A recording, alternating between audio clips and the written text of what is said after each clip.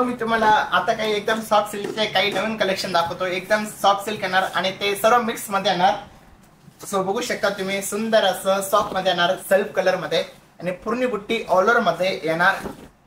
बघू शकता आणि कॉन्ट्रास्ट मध्ये येणार, सेल्फ मध्ये येणार. पण तुम्ही जरी बघू शकता एकदम कॉपर जरी आणि एकदम शाईन करणारी जरी कॉपर जरी.